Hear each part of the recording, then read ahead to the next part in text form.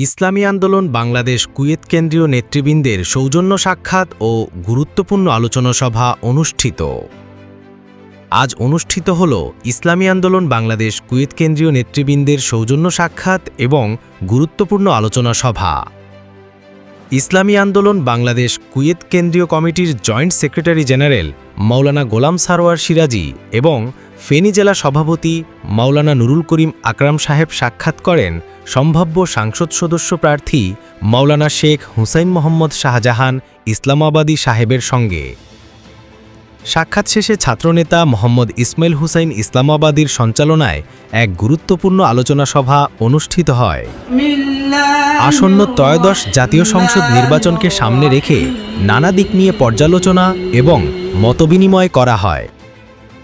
আলোচনায় অংশগ্রহণ করেন মাওলানা গোলাম সারোয়ার সিরাজি, জয়েন্ট সেক্রেটারি জেনারেল ইসলামী আন্দোলন বাংলাদেশ কুয়েত, মাওলানা নুরুল করিম, সভাপতি ফেনী জেলা, মাওলানা শেখ হুসাইন মোহাম্মদ শাহজাহান ইসলামাবাদী, সম্ভাব্য সংসদ সদস্য প্রার্থী ইসলামী সমমনা জোট, মাওলানা খালেদ সুলতানি, সভাপতি ইসলামী আন্দোলন বাংলাদেশ চট্টগ্রাম উত্তর জেলা, মাওলানা হাবিবুল্লাহ দিদু, সভাপতি ইসলামী আন্দোলন বাংলাদেশ ভোজপুর সদর শাখা, মোহাম্মদ আমানুল্লাহ আমান, সাধারণ সম্পাদক ইসলামী ছাত্র আন্দোলন বাংলাদেশ চট্টগ্রাম উত্তর জেলা।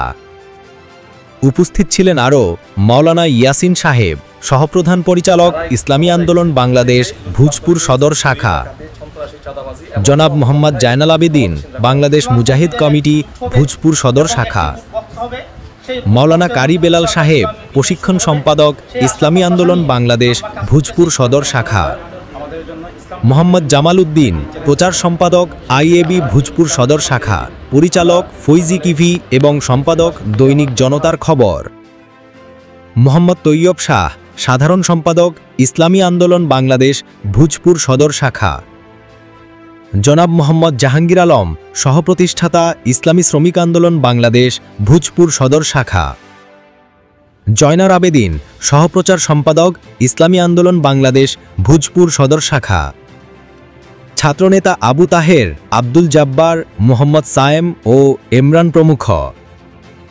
এই মতবিনিময় ও আলোচনা সভার মূল লক্ষ্য ছিল আগামী জাতীয় নির্বাচনে ইসলামী মূল্যবোধ সম্পন্ন সৎ ও আদর্শ নেতৃত্ব প্রতিষ্ঠার লক্ষ্যে ঐক্যবদ্ধ একটি কার্যকর উদ্যোগ গ্রহণ করা। ফৈজি টিভি থেকে আপনাদের জানাচ্ছি এই রিপোর্ট।